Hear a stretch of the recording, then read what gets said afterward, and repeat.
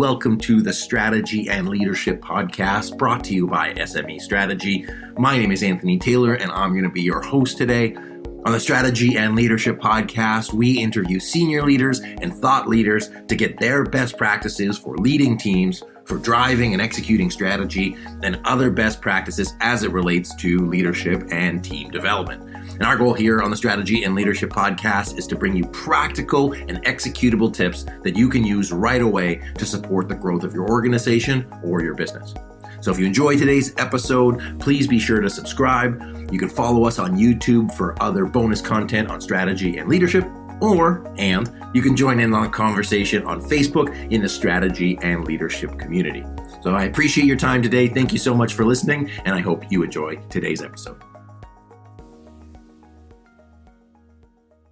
My guest today is Matthew Barnett, who is the Papa Bear at Bonjoro. Matthew, how are you today? Great, thank you, and awesome to be here. I'm excited to be able to chat. Why don't you tell folks a little bit about your company, about your background, and how things are going in life? Yeah, for sure. So I'm based out of Australia. I run a company called Bonjoro, which is a one-to-one personalized video platform. So used generally by companies to check in with leads and clients on a personal basis, quick little messages that I used in the customer funnel to convert more leads, to activate customers, to treat long-standing customers well and keep them and get them to stay for longer. I am an industrial designer originally, so not from the tech industry, but as the markets have moved, now things changed, I found that designing products and engines is no different to designing online products. So I kind of found myself falling into that maybe 8 years ago. I was from the UK. We're based out of Australia, but then now, because 95% of our customers are not in Australia, we've ended up having to grow a team now in 5 continents. It's still a fairly lean team, only 15 of us, and that's obviously presented its challenges, but has had huge benefits for how we handle customers around the world and how we build product and how we access the best resources. Perfect. And then as it relates to, developing that team, if we go right into it, what would you say are some of the things that you've learned that have been important, valuable in growing a remote team, being that spread across presumably time zones, locations, and functions? Sure. I think the first thing, just almost taking a step back, is the decision to grow a remote team in the first place. I think if, like many companies now, you do have a global audience or potential for a global audience in the years that we've been in business, the ability to access team members and access resources in other countries has become infinitely easier and easier to access. If you do choose to do this, I suggest it opens up so many doors in terms of finding the best talent, finding time zones that work, being able to turn things around a lot quicker, being able to access different price points as well. I think when you step into this, the biggest rule and the biggest learning point you will hit and we hit is around communication.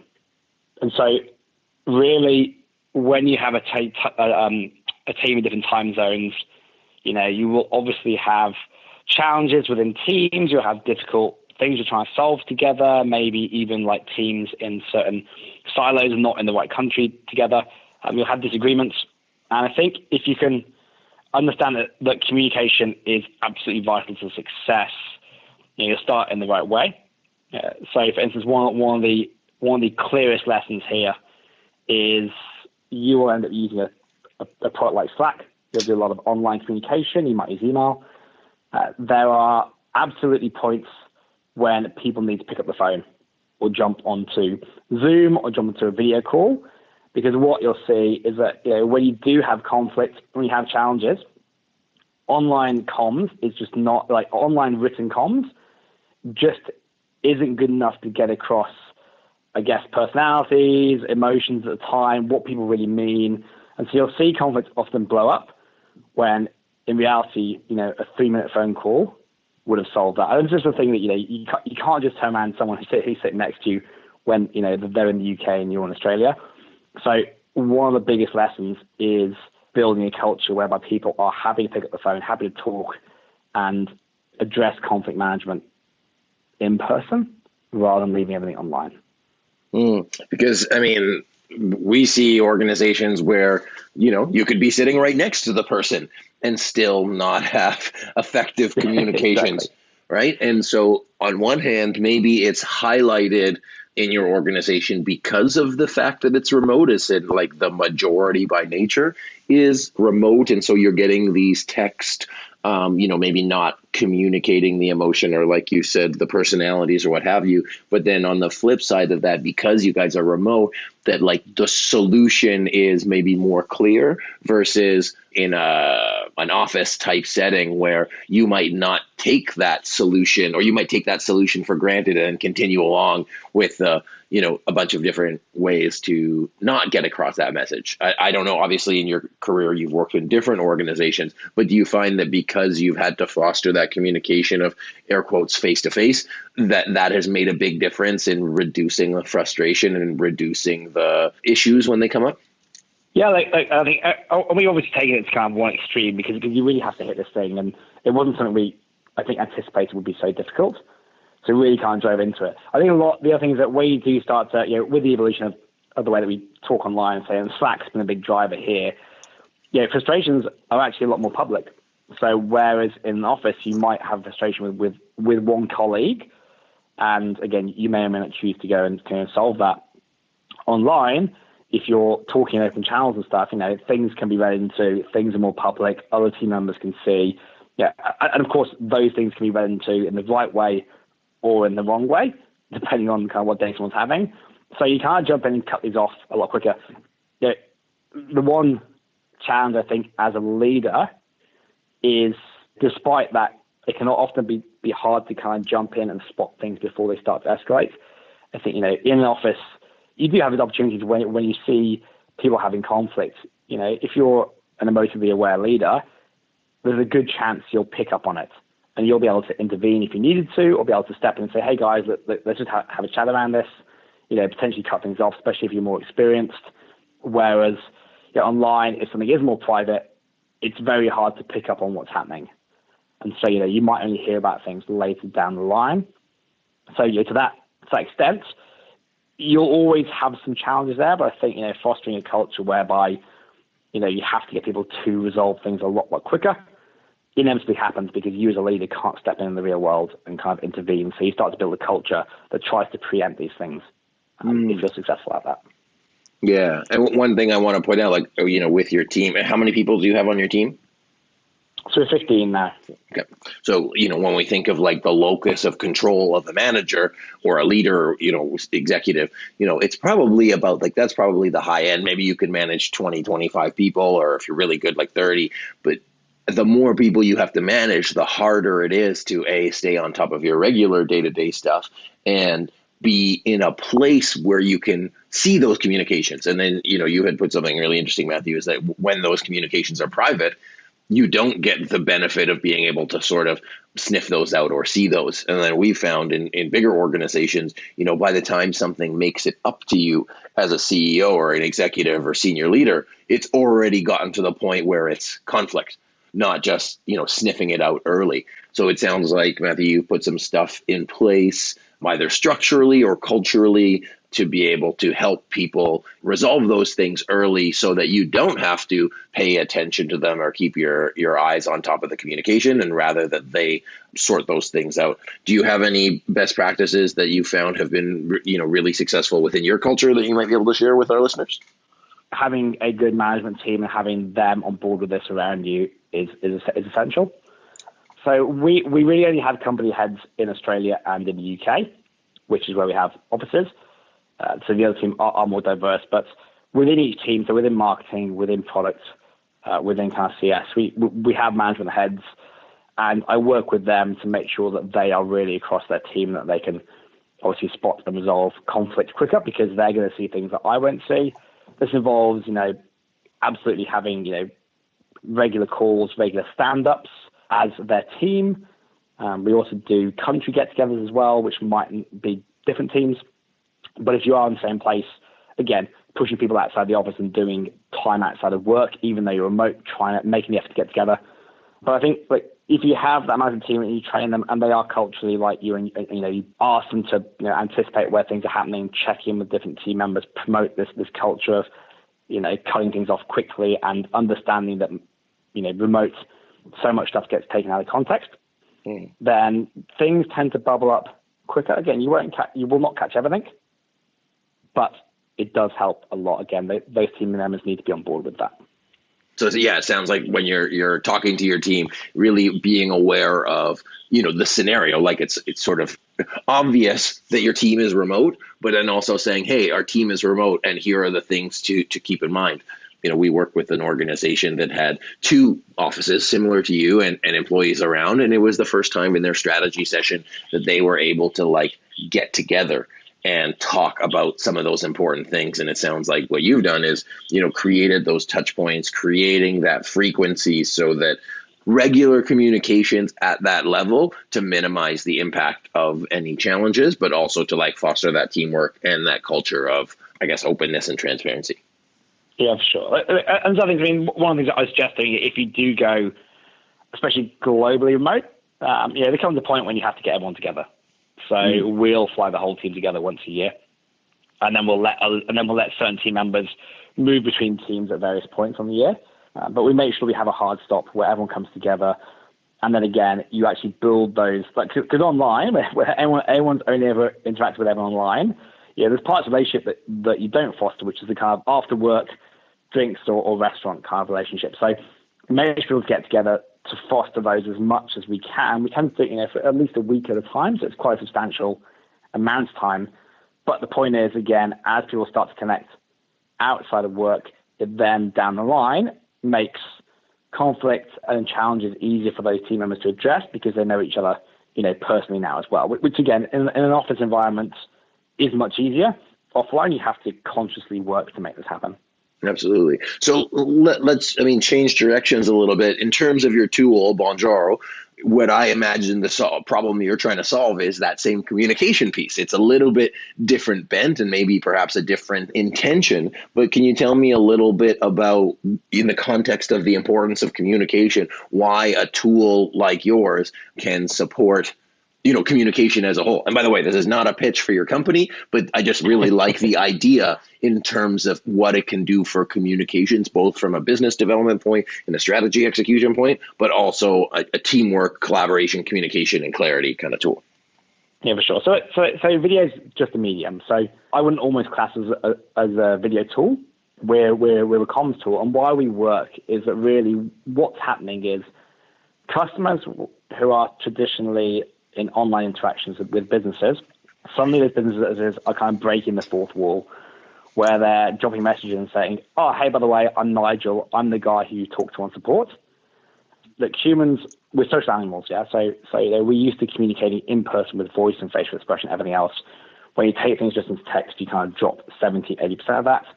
Now, when you deal with someone online or a company or an individual who you haven't met, you haven't seen because of the way the business is today, when that person then reaches out and they're like, here I am, I'm this guy, I'm also stopping to spend a minute to take time to acknowledge you as a customer, that's reciprocated with a lot of goodwill. We see who the person is. We can then trust them. We read their face, who they are. We go, oh, this person is just like me. And it instantly forms these, even though this might be a minute video, it forms a much deeper relationship straight away because you understand that person. And again, offline, this is taken for granted. We do this millions of times a year probably. But when you get online again, it's just something that's not there, something that's missing. Now, that extends into teams because how do you, let's say with remote teams, build this part I mentioned a minute ago, which is the kind of the whole out of work, offline attitude and I guess the kind of ties between different team members. So, for instance, where we use this internally is that team members at random points will drop messages to the entire company. So when people are on holidays, when people are having birthdays, when people are experiencing something quite funny, the team is encouraged to hop on board, do a quick 1 minute video and send it out to the whole team. So for instance, one of my team the other day sent a video out. He was in the dentist. He'd lost all the capacity to speak like a real human. And so sitting in the waiting room, trying to talk with his mouth all numb, he used to do a video and was like, oh, hey, everyone, and just did it as if it was like a normal Monday introduction about what he'd been doing that week. Put it out to the whole team, and it's hilarious. And he knew it'd be hilarious. And this is the kind of stuff where people get to know people a little bit more. And although, again, it was a minute video, one of the new team members who just joined us from the Philippines has never really met Mike before, sees this, and he's like, instantly, he's like, this guy's hilarious. And it starts to warm him up to that person. And so when they talk, you've got that history that starts to build the foundation of their relationship. Even though, again, it's not like they've actually sat down and talked for hours on end, it gets a big chunk of the way there. Well, I heard a couple things. I mean, most notably around, trust and connection. So using video to do that, because again, when you're inundated by emails, it's so easy to just, take the person out of it and be like, oh, this is whatever, more information, more whatever. But obviously as a leader, you want to be able to have that personalization while increasing the context of it and then building the trust and connection, especially when you're doing important communications, like, rolling out your strategic plan, talking about something that is relevant. You want to add context to it. But what I really heard out of that example is using video as an opportunity to be like a little bit vulnerable. I think as CEOs and people who run companies, yourself included, you got to look good all the time. And it's like sort of like you have to look good. But then if you can actually make that personal connection, even if it's in a 60 seconds to tell somebody about your day or what's going on with you, I think it really does create that foundational piece. It's like, wow, this person is more than, my CEO or more than my project manager or more than my desk mate. Like I actually get a glimpse of who they are without having to feel that, like, just to be a little bit vulnerable in that one moment. If only for 60 seconds they were vulnerable, it creates that foundation of getting to know that person better. Things have changed a lot in the last few years. So, brands and by default culture is becoming much more transparent within teams. You've always had cultures who would do this. We are by no means unique. There are corporate cultures who have amazing internal cultures with team that, the CEO will be vulnerable, kind of a friends environment. That has happened. I think what was really interesting is you start to see this happen a lot more in business to customer relationships. So with us, probably half our customers are business to consumer, the other half are business to business. And you see this tearing down of the old boundaries between, what is the business brand and what is the customer. And probably where we see this most effective. So we did some research recently. We find that all of our users, 25% of them are sending messages to clients. And our users include health professionals, they include financial wealth managers, banks, like you name it. They're doing videos to their clients on their commute to work. So they're not in the office. They're often not in a suit and tie. They're often grabbing a coffee. And I think a lot of corporates are very good at this. What it is it's making that human connection with the client, saying, look, I may work for Ernst & Young or whatever, but I'm a dad like you. I'm a guy who drinks coffee like you, I'm a lady who goes out and surfs every morning like you. And so you're making these human connections, which really is how relationships are formed. We work with people that we like. And if you get to know anyone in a company, very, very quickly, you start to go into who they are as a person rather than who they are as a company. And this whole thing rotates back to culture. Like if you don't have a culture that trusts your team and that is okay with being open and transparent, then yes, potentially this won't work for you. But consumers are driving this, and more consumers are pushing bigger brands to be more transparent because we've kind of had enough and we want to trust people again. This is timely and it's happening, and we'll only see it happen more and more as we start to break those boundaries. Yeah, so developing like not just a faceless brand, which is, especially in this world of conglomeration and everything is owned by a couple companies, in that marketplace, using this type of communication as a competitive advantage to say like, hey, here's the person that's building your website. Here's the person that's putting this deck for you. Here's the person that and their team that's working at 10 o'clock at night to help drive this deliverable and really like bring humanity back to the transaction, but also like building those relationships so that it can become deeper. Because you and I both know you can buy something with never actually talking to a human being and having it just showed up at your door and you're like, oh, cool, thanks, robots. And sometimes it is a robot, but sometimes there's an actual person behind it, and being able to really make that connection and just showing who you are. And I think from the retention and culture piece, if you're doing that kind of thing, like it's a competitive advantage to show that you care and to show a little bit about yourself. So I think that there's huge benefits to that. So I think that's a really cool platform, a really cool thing that you guys are doing. In terms of strategy and growing your company, what are some of the core tenets in terms of how your team operates? How do you drive performance within your team? And we talked about culture as a foundation of that, but is there any sort of best practices that you found that work to get everybody aligned and on the same page? So always back to the whole transparency thing. So like I mentioned to you as we start this call, I've just got off kind of 3 calls. It's 9 a.m. here. We're already 3 calls in. One of those calls is our monthly team meeting.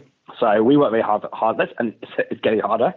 We're still quite a small company, but trying to get everyone together on a call no matter the time zone. So inevitably, somebody's always half asleep or having a beer or having a coffee. Mm-hmm. I'm like, cool.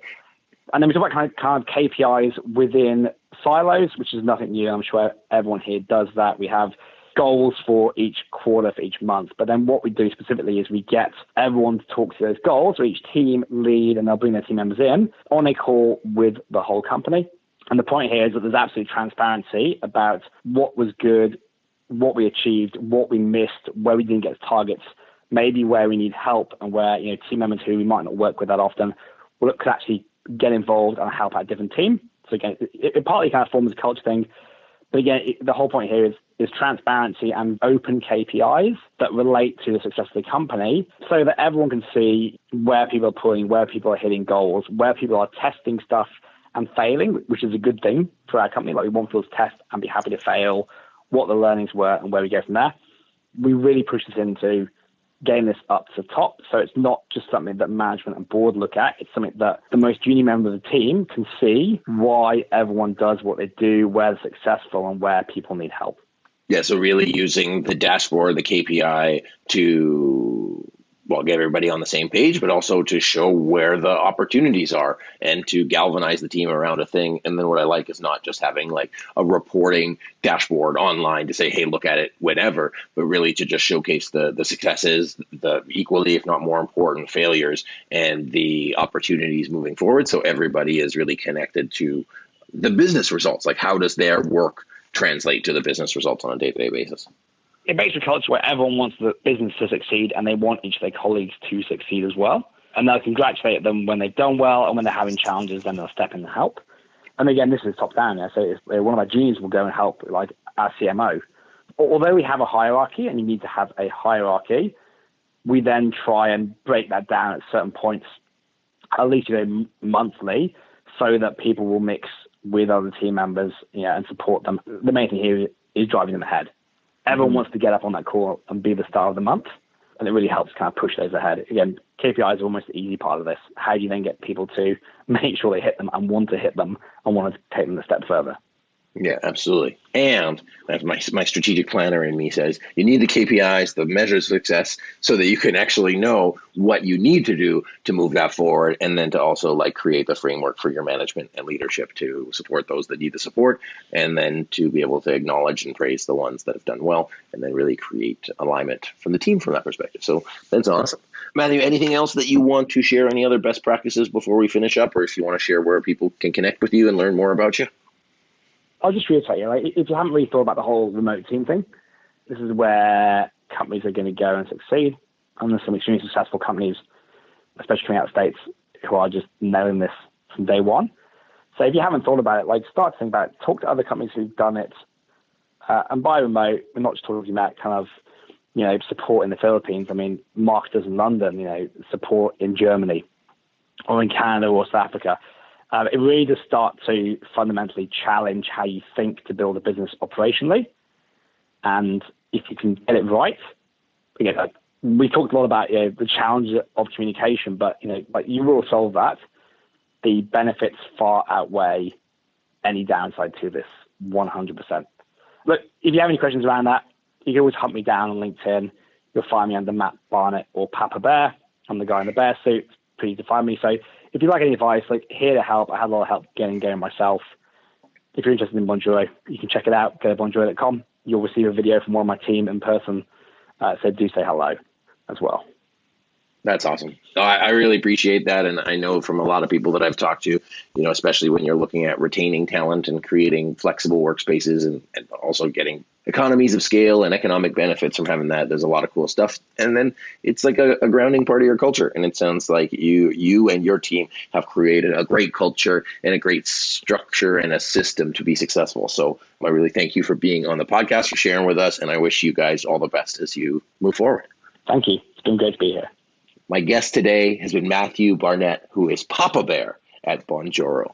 So I hope you enjoyed today's podcast. I hope you took some tips and tricks away on how to open communication, how to drive success within your company, and also some of the benefits of a remote team if you're thinking about doing that. And be sure to reach out to Matthew, and you'll probably get a video response from him. So my name is Anthony Taylor. This has been the Strategy and Leadership Podcast. Thanks so much for joining us. If there's somebody in your network who might enjoy today's podcast, be sure to share with them and then rate us 5 stars on iTunes, Stitcher, or SoundCloud so we can help more people that have distributed and local offices. So thanks again for joining us, and until next time. Thank you for joining us on today's episode of the Strategy and Leadership Podcast. If you're in the process of renewing your strategic plan and you're looking for a framework to align your team and to create a clear vision, clear goals, and a clear roadmap on how to get there, be sure to check out our signature course that will walk you through the process that we've used to create hundreds of strategic plans successfully for organizations all over the world. You'll get instant access to all the videos and documents right away. And so whether you're planning a strategy session in 3 months, 3 weeks, or 3 days, you'll be able to get the most out of your meeting and have everyone be on the same page and bought into your plan. It's the exact same framework that we've used for our clients, and we've packaged it in a way that you can use it easily yourself. So visit SMEstrategy.net/course, and you can use the code podcast for $100 off. That's SMEstrategy.net/course, and use the code podcast for $100 off, and you'll get instant access to all of the tools to help you create your strategic plan successfully and have everybody moving forward on the same page. Once again, this is Anthony Taylor with the Strategy and Leadership Podcast. Thanks so much for joining us, and we'll see you real soon.